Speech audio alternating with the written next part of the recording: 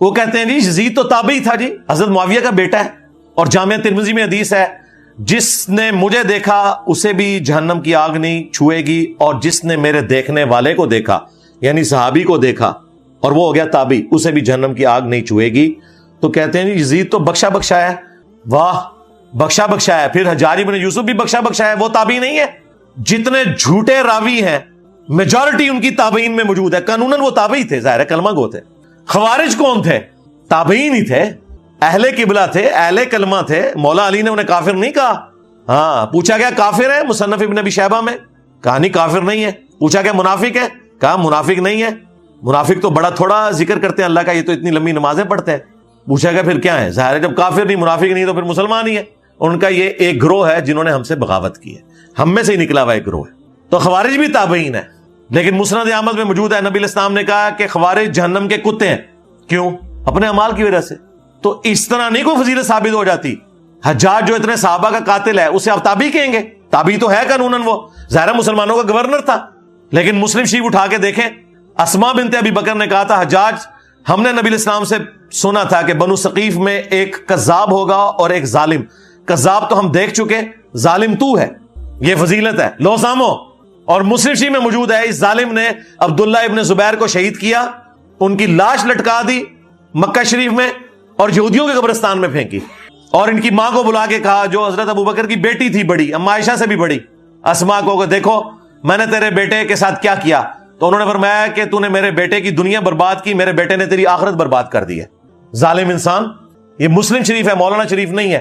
تو حجاج بھی پھر تابعی ہے، اسے بھی جہنم کی آگ نہیں چھوئے گی۔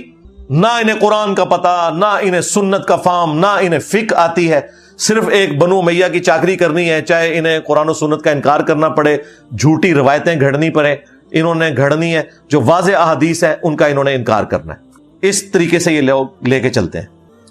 اچھا، مزے کی بات میں آپ کو بتاؤں، آج سے آلموسٹ 800 سال پہلے امام ابن جوزی گزرے ہیں رحمہ اللہ تعالی، المتوفى 597 ہجری۔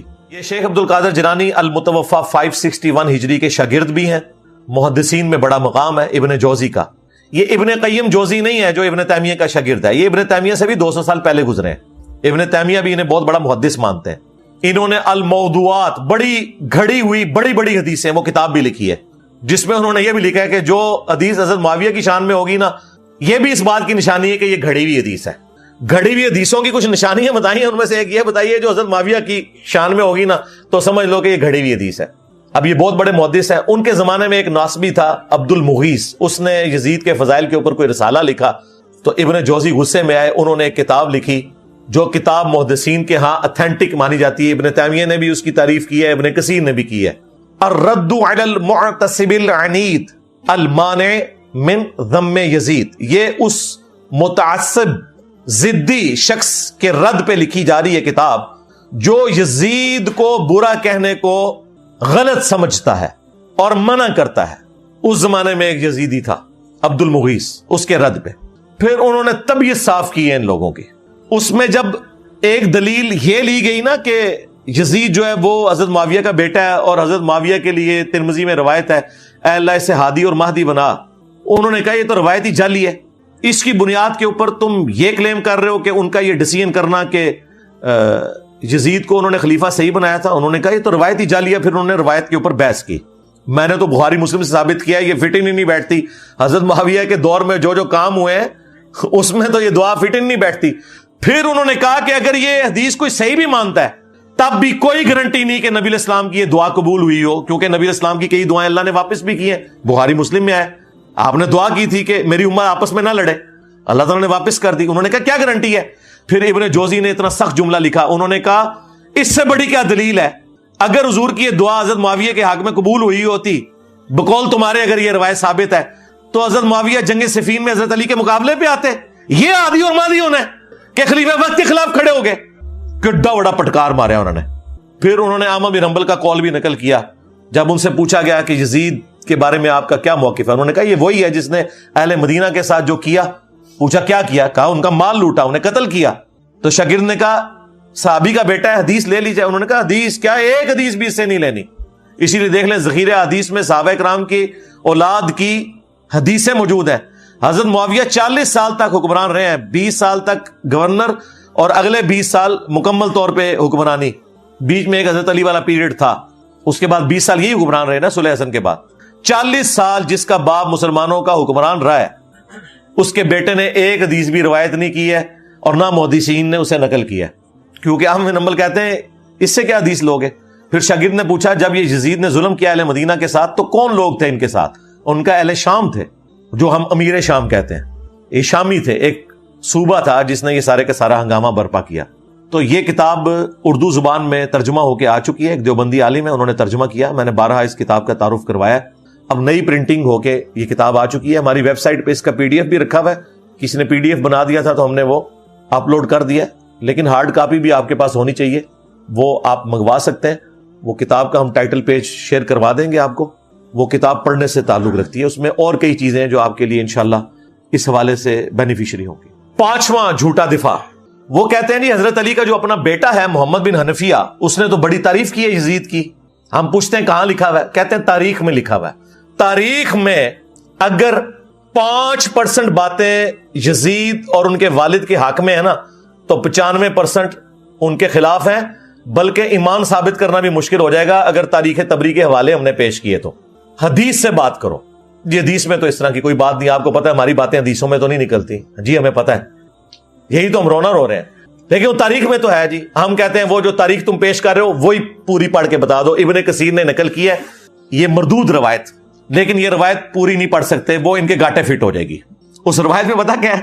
عبداللہ ابن مطیع صحابی محمد بن حنفیہ کے پاس آتے ہیں جو تابعی ہیں، جو حضرت علی کے بیٹے ہیں حنفیہ نامی عورت سے، انہیں آگے کہتے ہیں کہ حضرت آپ کا بھائی حسین شہید ہو گیا، یزید حکمران بن گیا، آپ کیوں نہیں قیام کرتے؟ تو ساتھ ہی کہا کہ اہل مدینہ میں سے کچھ لوگ شام سے آئے ہیں، انہوں نے یزید کو اس حال میں پایا ہے کہ وہ تارک الصلاح ہے، وہ شراب پیتا ہے اور کتاب و سنت سے تجاوز کرتا ہے۔ تو محمد بن حنفیہ نے کہا کہ نہیں، میں تو جتنا عرصہ یزید کے پاس رہا ہوں میں نے تو اسے نماز کا پابند پایا ہے اور سنت کا عامل پایا ہے۔ تو انہوں نے کہا حضرت وہ جتنے دن آپ رہے ہیں نا ادھر، اتنے دن اس نے آپ کو دکھانے کے لیے سب کچھ ایکٹنگ کی ہے، اصل میں تو وہ شرابی ہے، تارک الصلاح ہے اور کتاب و سنت کو پائمال کرنے والا ہے۔ اب یہ پوری روایت تھی، انہوں نے آدھی لے لی کہ محمد بن حنفیہ نے کہا میں اسے نماز کا پابند پاتا ہوں، جبکہ صحابی کہہ رہا ہے کہ وہ شرابی ہے، تارک الصلاح ہے، کتاب و سنت کا مذاق اڑاتا ہے۔ اب مجھے بتائیں صحابی اور تابعی کی بات ٹکرائے تو کس کی بات مانی جائے گی؟ انہوں نے آدھی روایت نقل کی، اسی لیے ہمارے جو استاد تھے شیخ زبیر صاحب، انہوں نے فتاوی علمیہ میں باقاعدہ اس روایت کو ڈسکس کر کے کہا کہ اگر اس روایت کو تم صحیح مانو گے نا پھر ماننا پڑے گا کہ یزید نماز بھی نہیں پڑھتا تھا، وہ شرابی بھی تھا اور کتاب و سنت کو توڑتا تھا، اس کے احکامات سے تجاوز کرتا تھا، بہتر یہ ہے کہ اس روایت سے جان چھڑا لو۔ انہوں نے کہا میرے نزدیک یہ پوری روایت ثابت ہی نہیں ہے، کیونکہ اگر روایت لینی ہے پھر پوری لینی ہے، آدھی تو نہیں لینی، سند تو ایک ہے اور وہ مردود سند ہے۔ یہ جناب جو انہوں نے ایک رٹ لگائی تھی کہ محمد بن حنفیہ نے تعریف کر دی، لو سامو اور پوری تعریف بیان کرو، پھر پتہ چلے گا صحابی کرتے ہو، صحابی کو تو تم نے چھوڑ دیا۔ یہ ہے کہ 3 اس کے سیاہ کارنامے جو بڑے بڑے ہیں نا، جو تاریخ کی کتابوں میں نہیں بخاری مسلم کے اندر رپورٹ ہوئے ہیں۔ پہلا، خانہ کعبہ کے اوپر حملہ عبداللہ بن زبیر کو شہید کرنے کے لیے، کامیاب تو نہیں ہوا، بعد میں وہ شہید ہوئے عبد الملک بن مروان کے دور کے اندر، لیکن یہ غلاف کعبہ کا شہید ہونا یزید ابن معاویہ کے دور کے اندر خانہ کعبے پہ حملہ کر کے اس کی حرمت کو پامال کرنا، یہ صحیح مسلم میں حدیث موجود ہے 3245 نمبر۔ دوسرا واقعہ ہرہ، کیونکہ جب سیدنا حسین شہید کر دیے گئے تو اہل مدینہ نے بیعت یزید کی توڑ دی، انہوں نے کہا اب کون سا خیر باقی رہ گیا، تو اس کے ریونج میں یزید نے چڑھائی کر دی مدینے کے اوپر۔ جو یہ کہتے ہیں جی وہ یہ تاریخی باتیں ہیں جی، 600 صحابیات جو ہیں وہ نعوذ باللہ ان کے ساتھ بدکاری ہوئی اور صحابہ قتل ہوئے، مسجد نبی میں گھوڑے باندھے گئے، اس کو تو چھوڑ دیں سر، آپ انکار کریں واقعہ ہرہ ہوا ہی نہیں ہے، پھر ہم آپ کو کہیں گے بخاری مسلم میں واقعہ ہرہ موجود۔ بخاری میں یہ حدیث 2601 2959 4024 4906، مسلم 3339 3319 3323 سے جو ہے ٹیٹرا 3 تک، جس میں یعنی اہل مدینہ سے ریلیٹڈ احادیث بھی موجود ہیں کہ جو اہل مدینہ کو ڈرائے گا دھمکائے گا اس پہ اللہ کی لعنت، اللہ کے فرشتوں کی لعنت، تمام لعنت کرنے والوں کی لعنت، جو مدینے میں بدعت جاری کرے گا اس پہ اللہ کی لعنت، اللہ کے فرشتوں کی لعنت، تمام لعنت کرنے والوں کی لعنت، اللہ تعالیٰ نہ اس کو کوئی فرض قبول کرے گا قیامت والے دن، نہ کوئی نفل قبول کرے گا۔ واقعہ حرہ کا ذکر موجود ہے، یزید نے قتل عام کیا، اور یہ واقعہ حرہ اتنا سینسٹیو واقعہ ہے کہ اس کے اوپر پردہ ڈالا نہیں جا سکتا۔ کہتے ہیں سلف کا فہم یہی وہ واقعہ ہے جس کی وجہ سے امام احمد بن حنبل نے یزید کے اوپر بڑے سخت کامنٹس کیے، کیونکہ اس میں تو کئی صحابہ شہید ہوئے۔ وہی ابن جوزی کی کتاب کے اندر پوری سند کے ساتھ امام ابن جوزی نے الرد علی المتعصب العنید المانع من ذم یزید میں احمد بن حنبل کا قول نقل کیا، اور شیخ زبیر زئی رحمہ اللہ تعالیٰ نے اسی کتاب سے حوالہ لیا ہے، بلکہ میری ویڈیو میں انہوں نے 1 to 1 مجھے پڑھ کے بھی بتایا تھا، اس وقت صرف عربی میں کتاب تھی۔ ابن جوزی نے اس کتاب میں نقل کیا ہے کہ امام اہل سنت احمد بن حنبل المتوفی 241 ہجری نے اپنے شاگرد سے فرمایا ابن یحییٰ کو، جب اس نے یزید ابن معاویہ کے بارے میں پوچھا تو احمد بن حنبل کہنے لگے یزید وہی ہے جس نے مدینے والوں کے ساتھ وہ کرتوت کیے جو اس نے کیے۔ میں نے پوچھا اس نے کیا کیا؟ فرمایا اس نے مدینے کو لوٹا۔ میں نے پوچھا کیا ہم یزید سے کوئی حدیث لے سکتے ہیں؟ فرمایا یزید سے حدیث مت بیان کرو، اور کسی کے لیے جائز نہیں کہ وہ یزید سے کوئی ایک حدیث بھی بیان کرے۔ میں نے پوچھا جب یزید نے یہ سب حرکتیں کی تھی تو اس کا ساتھ کس نے دیا تھا؟ تو انہوں نے فرمایا اہل شام نے۔ یہ کہتے ہیں جی کوفی تھے، حضرت حسین کو شہید کرنے والے۔ بھئی وہ کوفہ کے اگر الفاظ بخاری میں آتے ہیں کہ عبداللہ بن عمر نے کہا کہ جب ان سے مکھی اور مچھر کا مسئلہ پوچھا گیا، انہوں نے کہا تم لوگ یہ بات کرتے ہو، تم نے تو حسین ابن علی کو شہید کر دیا، جن کے بارے میں نبی علیہ السلام سے خود سنا تھا کہ حسن و حسین دنیا میں میرے 2 پھول ہیں۔ اچھا اسی والے سے نا یہ بیچ میں ایک چوہا چھوڑ دیتے ہیں کہ جی اگر حضرت معاویہ نے اپنے بیٹے کو بنا دیا تو کیا ہوا؟ حضرت علی نے بھی تو اپنے بیٹے کو بنایا تھا۔ بالکل جھوٹ، حضرت علی نے کوئی اپنے بیٹے کو نہیں بنایا۔ مسند ابی یعلا میں، المستدرک للحاکم میں اور کتابوں میں موجود ہے، لوگوں نے حضرت علی کو کہا کیونکہ زخم لگنے کے بعد وہ کچھ دن زندہ رہے کہ آپ اپنا خلیفہ کسی کو نامزد کریں۔ انہوں نے کہا میں تمہیں ویسے ہی چھوڑ کے جاؤں گا جس طرح نبی علیہ السلام چھوڑ کے گئے تھے، تم اپنا خلیفہ خود چنو گے۔ اور یہ ظالم کہتے ہیں کہ حضرت علی نے حسن ابن علی کو اپنے بعد خلیفہ نامزد کیا، وہ صحابہ کرام نے مشورے سے چنا تھا۔ اس حوالے سے شیخ البانی نے ایک روایت لی ہے کہ میری امت کا پہلا شخص جو میری سنت کو بدلے گا وہ بنو امیہ سے ہوگا، اور شیخ البانی نے ساتھ پتہ کیا لکھا؟ یہ وہ شخص ہوگا جو خلافت کو ملوکیت بنا دے گا۔ تو دیکھ لیں پھر بنو امیہ کا پہلا شخص جس نے خلافت کو ملوکیت بنایا وہ کون ہے؟ حضرت ابوبکر بنو تیم سے، بنو امیہ سے نہیں۔ حضرت عمر بنو عدی سے، بنو امیہ سے نہیں ہے۔ حضرت عثمان بنو امیہ سے ہیں لیکن انہوں نے اپنے بیٹے کو نہیں بنایا۔ اس کے بعد حضرت علی بنو ہاشم سے ہیں، اس کے بعد حسن ابن علی کے 6 مہینے، پھر حضرت معاویہ رضی اللہ تعالیٰ عنہ بنو امیہ سے ہیں، انہوں نے اپنے بیٹے کو بنایا، جی بنایا، وہ ہم آپ کو پہلے بتا چکے ہیں۔ تو شیخ البانی جو محدث اعظم سعودیہ تھے، اس دور کا امام بخاری ان کو مانتے ہیں، اہل حدیث بھی اور دیوبند بھی اور بریلوی بھی وقت آنے پہ انہیں کوٹ کر دیتے ہیں۔ انہوں نے اشارتاً کہا کہ یہ وہ شخص ہوگا جو خلافت کو ملوکیت میں بدل دے گا، میری امت میں پہلا شخص جو میری سنت کو بدلے گا۔ تو یعنی انہوں نے نام لیے بغیر بتا دیا کہ یہ بندہ کون ہے، یزید کے ابا جی۔ ٹھیک ہو گیا۔ 5واں جھوٹا دفاع، وہ کہتے ہیں جی حضرت علی کا جو اپنا بیٹا ہے محمد بن حنفیہ، اس نے تو بڑی تعریف کی ہے یزید کی۔ ہم پوچھتے ہیں کہاں لکھا ہوا ہے؟ کہتے ہیں تاریخ میں لکھا ہوا ہے۔ تاریخ میں اگر 5% باتیں یزید اور ان کے والد کے حق میں ہے نا تو 95% ان کے خلاف ہیں، بلکہ ایمان ثابت کرنا بھی مشکل ہو جائے گا اگر تاریخ تبری کے حوالے ہم نے پیش کیے تو۔ حدیث سے بات کرو جی، حدیث میں تو اس طرح کی کوئی بات نہیں، آپ کو پتہ ہے ہماری باتیں حدیثوں میں تو نہیں نکلتی جی، ہمیں پتہ ہے، یہی تو ہم رونا رو رہے ہیں، لیکن وہ تاریخ میں تو ہے جی۔ ہم کہتے ہیں وہ جو تاریخ تم پیش کر رہے ہو وہی پوری پڑھ کے بتا دو۔ ابن کثیر نے نقل کی ہے یہ مردود روایت، لیکن یہ روایت پوری نہیں پڑھ سکتے، وہ ان کے گاٹے فٹ ہو جائے گی۔ اس روایت میں پتا کیا ہے؟ عبداللہ ابن مطیع صحابی محمد بن حنفیہ کے پاس آتے ہیں جو تابعی ہیں، جو حضرت علی کے بیٹے ہیں حنفیہ نامی عورت سے۔ انہیں آگے کہتے ہیں کہ حضرت آپ کا بھائی حسین شہید ہو گیا، یزید حکمران بن گیا، آپ کیوں نہیں قیام کرتے؟ تو ساتھ ہی کہا کہ اہل مدینہ میں سے کچھ لوگ شام سے آئے ہیں، انہوں نے یزید کو اس حال میں پایا ہے کہ وہ تارک الصلاح ہے، وہ شراب پیتا ہے اور کتاب و سنت سے تجاوز کرتا ہے۔ تو محمد بن حنفیہ نے کہا کہ نہیں، میں تو جتنا عرصہ یزید کے پاس رہا ہوں میں نے تو اسے نماز کا پابند پایا ہے اور سنت کا عامل پایا ہے۔ تو انہوں نے کہا حضرت وہ جتنے دن آپ رہے ہیں نا ادھر، اتنے دن اس نے آپ کو دکھانے کے لیے سب کچھ ایکٹنگ کی ہے، اصل میں تو وہ شرابی ہے، تارک الصلاح ہے اور کتاب و سنت کو پائمال کرنے والا ہے۔ اب یہ پوری روایت تھی، انہوں نے آدھی لے لی کہ محمد بن حنفیہ نے کہا میں اسے نماز کا پابند پاتا ہوں، جبکہ صحابی کہہ رہا ہے کہ وہ شرابی ہے، تارک الصلاح ہے، کتاب و سنت کا مذاق اڑاتا ہے۔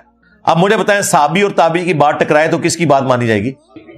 انہوں نے آدھی روایت نقل کی، اسی لیے ہمارے جو استاد تھے شیخ زبیر صاحب، انہوں نے فتاوی علمیہ میں باقاعدہ اس روایت کو ڈسکس کر کے کہا کہ اگر اس روایت کو تم صحیح مانو گے نا، پھر ماننا پڑے گا کہ یزید نماز بھی نہیں پڑھتا تھا، وہ شرابی بھی تھا، اور کتاب و سنت کو توڑتا تھا، اس کے احکامات سے تجاوز کرتا تھا۔ بہتر یہ ہے کہ اس روایت سے جان چھڑا لو۔ انہوں نے کہا میرے نزدیک یہ پوری روایت ثابت ہی نہیں ہے، کیونکہ اگر روایت لینی ہے پھر پوری لینی ہے، آدھی تو نہیں لینی، سند تو ایک ہے اور وہ مردود سند ہے۔ یہ جناب جو انہوں نے ایک رٹ لگائی تھی کہ محمد بن حنفیہ نے تعریف کر دی، لو سامو اور پوری تعریف بیان کرو، پھر پتہ چلے گا صحابی کرتے ہو، صحابی کو تو تم نے چھوڑ دیا۔ جھوٹا دفاع نمبر 6، وہ کہتے ہیں جی حضرت حسین کو تو کوفیوں نے مار دیا تھا، خود عشیان علی نے مار دیا تھا، ایم یزید کے متھے مار دیا ہے۔ واہ واہ، بالکل کوفیوں نے مارا تھا، لیکن وہ کوفی کون تھے؟ جو اہل شام کے انڈر تھے۔ یہاں پہ بھی جو کچھ ہوتا ہے نا، جب گورنمنٹ ایک ہو تو بات آتی ہے پنجاب پولیس نے یہ کیا، بھائی پنجاب پولیس وفاقی حکومت کے انڈر آتی ہے، اگر اچھا کام کرے گی تو وفاقی حکومت کے کھاتے میں ڈلے گا، برا کرے گی تو وفاقی حکومت کے کھاتے میں۔ وہاں پہ بھی کوفہ ایک صوبہ تھا شام کی حکومت کا، کوفی وہ تھے جو 22,000 کا لشکر لے کے آئے تھے کربلا میں، وہ کوفی تھے لیکن اس گورنمنٹ کے انڈر تھے۔ یہ وہ کوفی نہیں تھے جنہوں نے خطوط لکھے تھے، وہ تو صحابہ اور تابعین تھے۔ سلمان ابن سرد، جن کی حدیث ہے بخاری اور مسلم میں، نبی علیہ السلام نے 2 بندوں کو لڑتے ہوئے دیکھا اور کہا میں ایک کلمہ ایسا جانتا ہوں، یہ پڑھ لیں تو شیطان ان سے دور ہو جائے گا، ان کا غصہ ٹھنڈا ہو جائے گا، اعوذ باللہ من الشیطان الرجیم۔ یہ جو بخاری مسلم کی حدیث ہے، اس کے راوی ہیں سلمان ابن سرد۔ یہ مین بندہ تھا جنہوں نے حضرت حسین کو کہا کہ وہ بڑا مر گیا ہے اور اپنے بعد ایک چھوٹا چھوڑ گیا ہے۔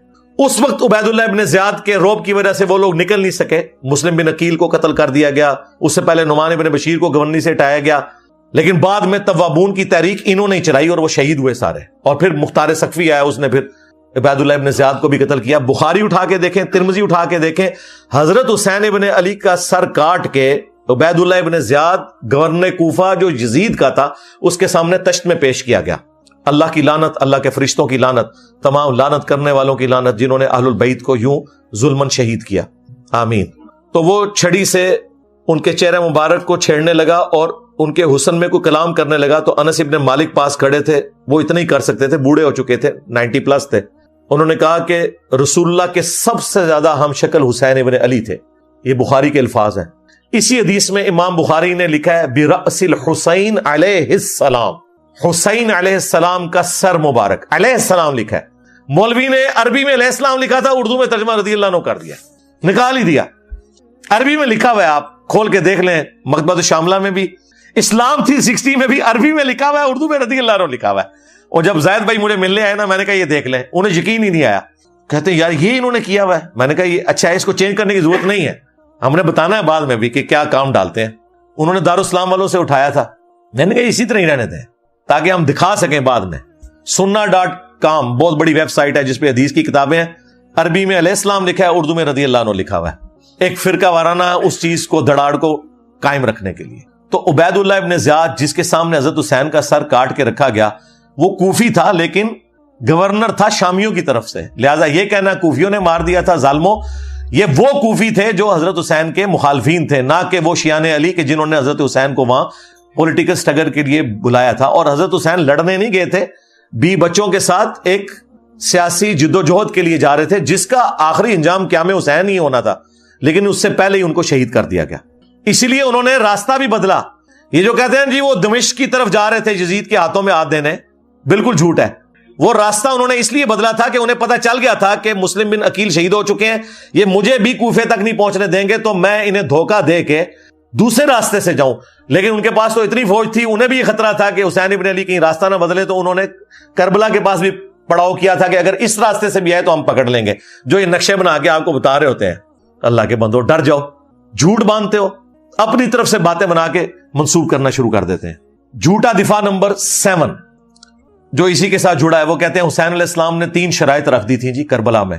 انہوں نے خود عبید اللہ ابن زیاد کو کہا کہ مجھے یزید کے پاس جانے دو، میں اس کے ہاتھوں میں ہاتھ دے کے بیعت کر لیتا ہوں۔ واہ واہ واہ، سبحان اللہ۔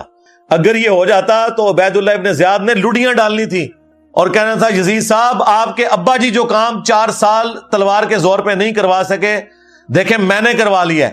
اور یزید اسے کتنا انعام دیتا کہ میرے ابا جی جو کام نہیں کروا سکے کہ حسین کی بیعت نہیں لے سکے تم نے لی ہے. ظاہر ہے اس کے بعد تو پھر بنو امیہ کی حکومت لیجیٹمائز ہو جانی تھی نا, جب بنو ہاشم نے بیعت کر لی نبی علیہ السلام کے گھر والوں نے. آپ دیکھیں مسئلہ یہی تھا کہ جب تک حضرت حسین بیعت نہیں نہ کرتے وہ حکومت جو ہے لیجیٹمائز نہیں ہوگی, وہ تلوار کے زور کے اوپر ہے. تو یہ عقل مانتی ہے کہ عبید اللہ ابن زیاد یہ موقع جانے دیتا. کہتے ہیں دوسری شرط رکھی کہ مجھے مسلمانوں کے کسی بارڈر والے ایریا میں بھیج دیں, میں کافروں کے خلاف جہاد کروں. اس زمانے میں تو کافروں کے خلاف کوئی جہاد نہیں ہو رہا تھا, آپس کی خانہ جنگی تھی, یہ بھی بالکل فراڈ ہے. تیسرا جی مجھے مدینہ شریف واپس جانے دو. انہوں نے مدینہ شریف کو جانا تھا, انہیں تو راستے میں پتا تھا کہ مسلم بن عقیل شہید ہو چکے ہیں اور میرے ساتھ کیا ہوگا. ان کو تو حدیثیں پتا تھی کہ میرے بارے میں موجود ہے. یہ جس کتاب سے انہوں نے پیش کیا انصاب الاشراف, امام بلازری کی کتاب, اور کہتے ہیں یہ 3 شرائط موجود ہیں. اور آئے دن آپ کو وہ جو ایک مماتی دیوبندیوں کا مولوی ہے نا وہ بھی یہ بیان کرتا پھرتا ہے, پکا یزیدی ہے وہ. ایون آپ تو وہاں بھی اس کو اپنے پلیٹ فارم کے اوپر لے کے آتے ہیں, بندیالوی کو. اس کی میں نے طبیعت صاف کی تھی. کلن اور یاد آیا جائے, میں انہوں نے دسا سی تو قرآن بھی نہیں آتا ظالم, کتھو چیزاں چک کے کتنے فٹ پہ کرنا ہے. کلن وعد اللہ الحسنى, اس کی میں نے تفسیر بھی بیان کی تھی قرآن سے, بخاری سے, مسلم سے. یہ اس نے ذلیل حرکت کی کہ اس نے کہا یہ 3 شرائط تھی.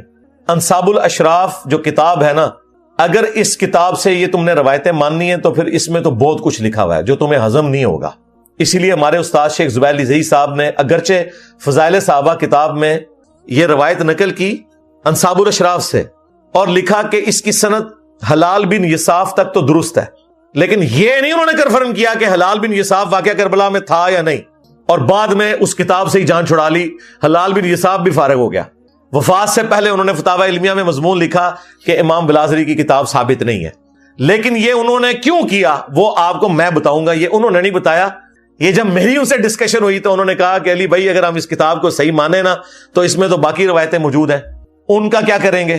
میں 3 روایتیں پیش کرنے لگا ہوں الزامی جواب کے طور پہ. یہ نہ ہو اس کو کوئی کلپ کاٹ لے, وہ گلے پھاڑنے والے مولویوں نے میرا یہ کلپ کاٹ لیا تھا کہ اگر تم نے 3 شرائط والی کتاب انصاب الاشراف کو ماننا ہے تو اس میں یہ لکھا ہوا ہے یزید کے والد کے بارے میں کہ اس کا تابوت جہنم کی آگ میں ہے.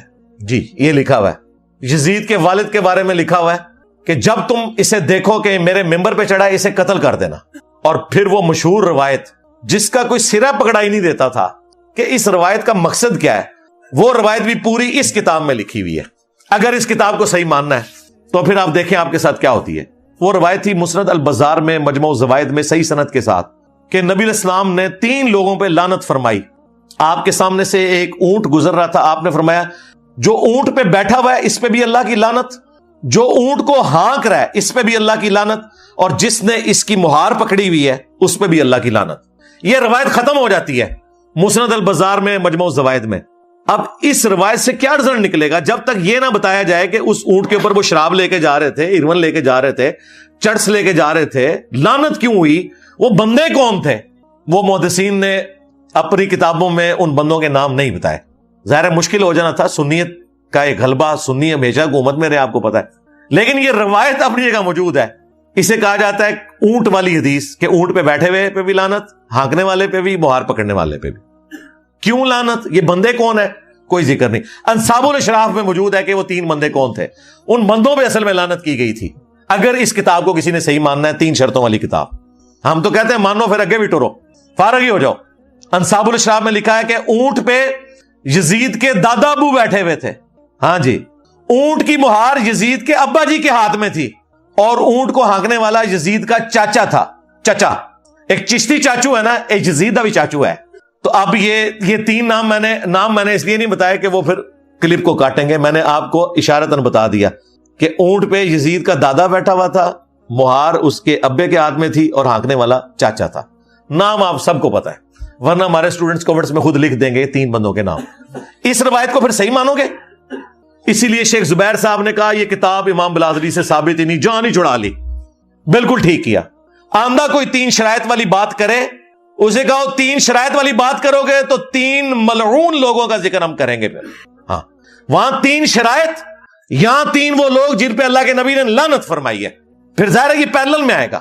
اور صرف لعنت نہیں کہا کہ یزید کے باپ کا تابوت جہنم کی آگ میں ہے، یزید کے باپ کو جب ممبر پہ دیکھو تو اسے قتل کر دینا. یہ ساری روایتیں بتائیں گے.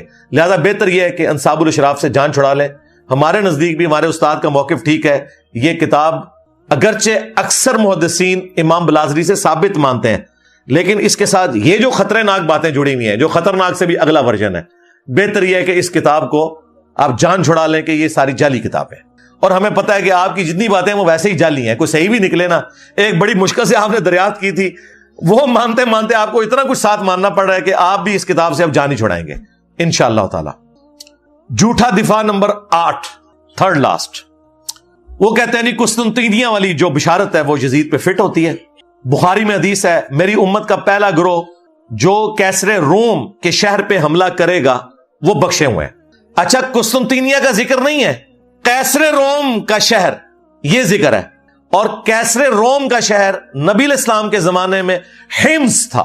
وہ تو بعد میں وہ بھاگ کے قسطنطنیہ چلا گیا جان بچانے کے لیے، جب اسے نظر آیا کہ مسلمانوں کی فوجیں وہاں تک پہنچ جائیں گی. تو اگر اس کو مانا جائے تو یہ بشارت ابو عبیدہ ابن جرح رضی اللہ تعالیٰ عنہ پہ فٹ ہوتی ہے. اور اگر قسطنطنیہ کو آپ نے ماننا ہے تب بھی ذکر ہے پہلا لشکر. پہلا لشکر، کوئی بھی لشکر نہیں. قسطنطینیہ پہ تو درجنوں حملے ہوئے ہیں. پہلا لشکر کون سا تھا؟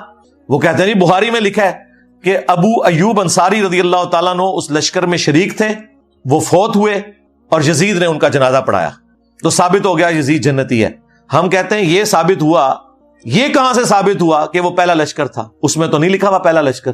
ہم آپ کو بتاتے ہیں وہ پہلا لشکر نہیں تھا، وہ 7واں لشکر تھا. اگر 2 لشکر بھی گئے ہونا تب بھی وہ پہلا نہیں ہے، وہ بعد والا ہے. پہلا لشکر وہ ہے جو سنن ابی داؤد میں موجود ہے. ایک صحابی کہتے ہیں ہم قسطنطینیہ پہ حملے کے لیے جب گئے، ہمارے لشکر کے امیر عبد الرحمن بن خالد بن ولید تھے، حضرت خالد بن ولید کے بیٹے، یزید نہیں تھا. اور ابو ایوب انصاری بھی ہمارے ساتھ تھے. انہوں نے ہمیں ایک آیت کی تفسیر سمجھائی. اور پھر ابو ایوب انصاری قسطنطنیہ کے تمام حملوں میں شریک ہوتے رہے، حتیٰ کہ ایک حملے کے دوران وہ فوت ہوئے اور وہیں پہ دفن ہوئے. آج بھی ان کا مزار موجود ہے ترکیے میں. اب وہ مسلمانوں کے پاس ہے نا، استنبول. تو ابو داؤد میں یہ حدیث موجود ہے کہ اس وقت جو لشکر گیا تھا اس کے امیر کون تھے؟ خالد ابن ولید کا بیٹا. اور اس کے بعد مسلسل وہ شریک ہوتے رہے حتیٰ کہ ایک حملے میں وہ فوت ہوئے. تو جس میں فوت ہوئے وہ تو بعد میں ہوگا نا، جس میں زندہ تھے وہ پہلے. تو اگر 2 بھی ہوتے تو پھر بھی وہ دوسرا ہے. ویسے یہ 7واں ہے. اور یہ جو میں بتا رہا ہوں یہ بھی پہلا نہیں ہے. اس سے بھی پہلے منذر بن زبیر لے کے گئے. وہ شیخ زبیر صاحب کے شاگرد ہیں، عبداللہ جابر دامانوی صاحب. انہوں نے پوری کتاب لکھی ہے، ہماری ویب سائٹ پہ رکھی ہوئی ہے کہ قسطنطنیہ پہ پہلا حملہ کس نے کیا تھا. بہرحال یہ تو نہیں بنتا، یہ انہوں نے پکڑا ہوا تھا. اور جگہ جگہ یہی وہ چیز ہے جو ابن تیمیہ نے سب سے پہلے چوہا چھوڑا، اسی کو لے کے پھر بعد کے لوگ چلے. حتیٰ کہ ڈاکٹر ذاکر نائک نے بھی جو یزید کو رضی اللہ عنہ کہا اور جنت لشکر والی بشارت اس کے اوپر فٹ کر کے تو خاری کمائی. میں نے اسی وقت ان کے خلاف ویڈیو ریکارڈ کروائی تھی اور ان کی علمی اصلاح کی کوشش کی تھی. باقی جو ان کی علمی خدمات ہیں وہ اپنی جگہ، لیکن یہ ان سے بہت بڑا بلنڈر ہوا ہے اور دعوت حق کو نقصان ہوا ہے ان کے اس ایٹیچیوڈ کی وجہ سے. تو میں نے ان کو کہا تھا یار ابن تیمیہ کی تقلید چھوڑو. میں نے بخاری اور ابو داؤد سے ثابت کیا ہے کہ وہ پہلا لشکر نہیں تھا.